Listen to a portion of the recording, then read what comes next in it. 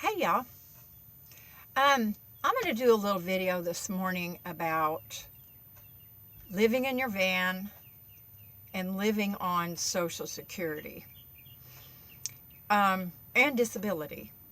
About 2 years ago, I went up to Washington to stay with my older son because I ran out of a job and I ran out of unemployment benefits, and I had no money. None. Zero income. So I called my son, and I had lived in my car before, which with a bad back was severely uncomfortable. Now, if I'd have watched enough YouTube channels, I probably could have figured out how to make a decent bed in my car. But that's neither here nor there. So what happened was I went up and, my girlfriend Mary Jo had been telling me for a long time to file for my disability. Well, I'd known a few people that had tried to get their disability. I knew a lady who was in a wheelchair and she could not get her disability. So I kept saying, no, I'm never going to get it. They won't approve it. And she said, Deborah, you have a bad back and you're crazy. I think they're going to approve it for you. So, excuse me.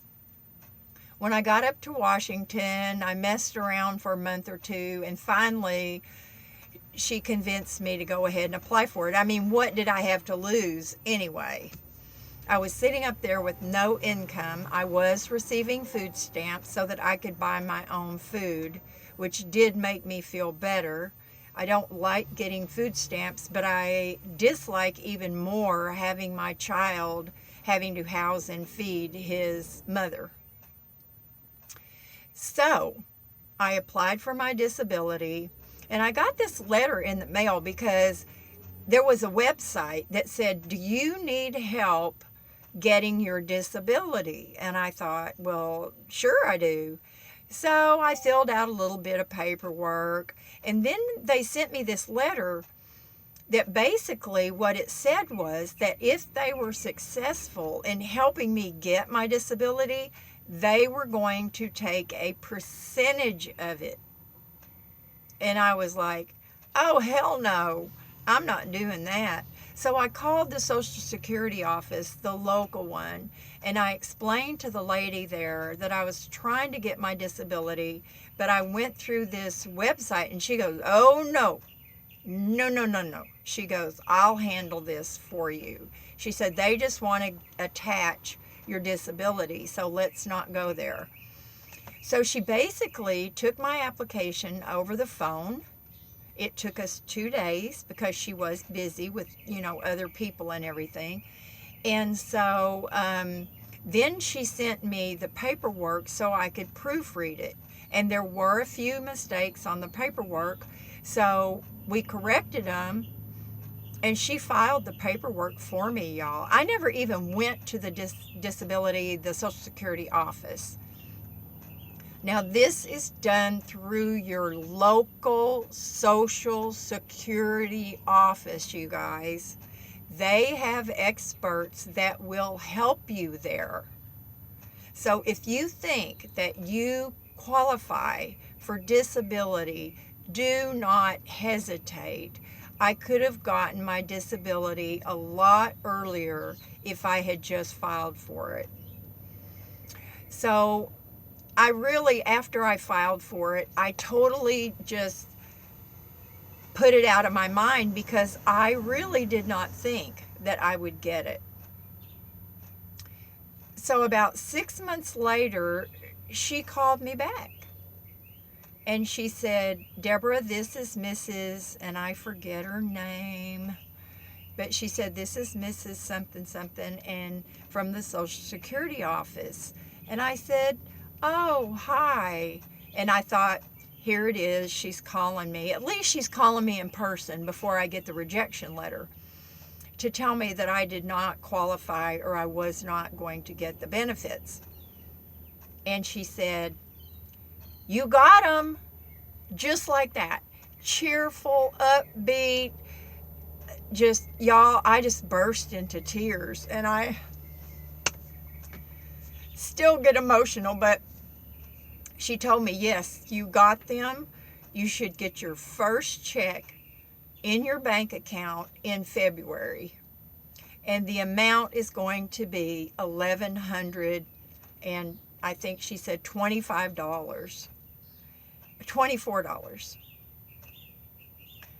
Y'all, I tell you what, I was over the moon. I could not believe it. Finally, I was going to have some income. I would have some money. I was so relieved. I was so happy. And of course, I thanked her over and over and over again. I also sent her an email and thanked her. I should have sent her a personal card is what I should have done, because people don't do that anymore.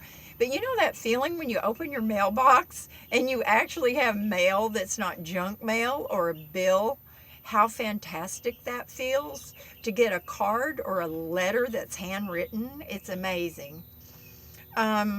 Anyway, I was over the moon. So that was actually how I was able to buy my van, because my disability was retroactive, and they sent me $6,500, just plunk that right into my bank account. And that is how I managed to buy Tank. I had looked on Craigslist for a long time, and I had started watching all the van channels to get ideas and all this stuff. Well, I bought something that was already built out because I did not know that my son would be willing to help me. He kind of made me think that he was not going to. He was really busy.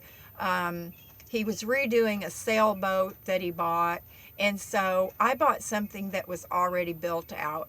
And as you guys know, I have a wonderful van, and I love him. I am so thankful for him, even though I have found that there are things I don't use in here. So if I had it to do over, and I made a video on that, I would have had my son build me a nice bed. I would have gotten my plastic tower drawers from Walmart or Target like I did, and I would have been fine with that. But I didn't know. I did not know. So anyway, that's how I was able to buy Tank. Now, when you turn 62, your disability automatically turns into your Social Security. So the amount was the same. She assured me that there was nothing I had to do. It just automatically would turn into Social Security when I turned 62. So I tell y'all, I was so blessed and so thankful. But here's really what I'm making this video about. This month, when my Social Security hit my bank account, it was short $134. And I was like, oh my gosh, what has happened? So I called the Social Security office, and let me tell y'all, you can get through to the Social Security office. Now, most other agencies, forget it.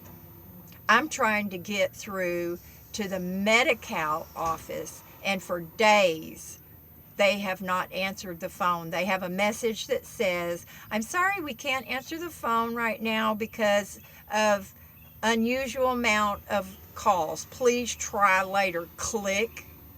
Well, I have not gotten through to them yet. So I called the Social Security office, and he looked it up for me, and he said, well, they've started taking Medicare out of your check.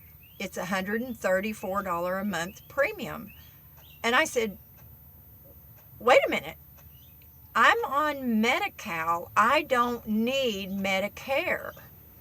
So he said, well, what you have to do is call the Medi-Cal office and let them know about this. And then the Medi-Cal people normally will pay your $134 premium for Medicare because it's cheaper for them to pay that $134 a month for you than it is to take care of you through their system.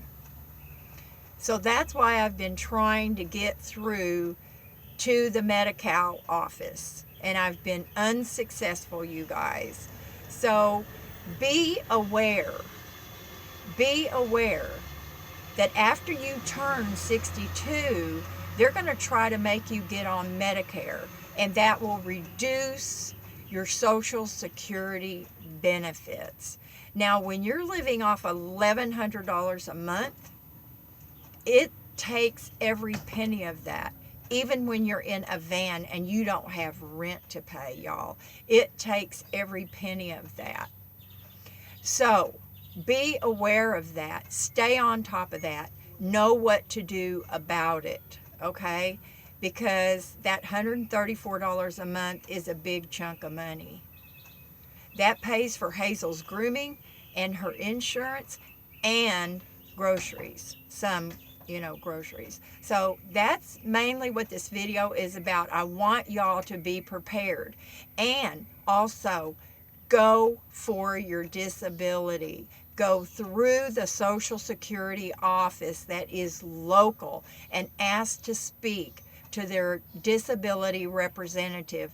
Get it done right. Don't fall for those scams like I almost did. But anyway, y'all, do something fun today. It's beautiful here. I'm waiting for Mary Jo to take a shower. Bless her heart, she's got a bad cold. But we're going to get out a little bit and get some sunshine. So do something fun today, y'all. And thank you, as always, for watching and commenting. I so appreciate it. I appreciate it from my heart. Bye, y'all.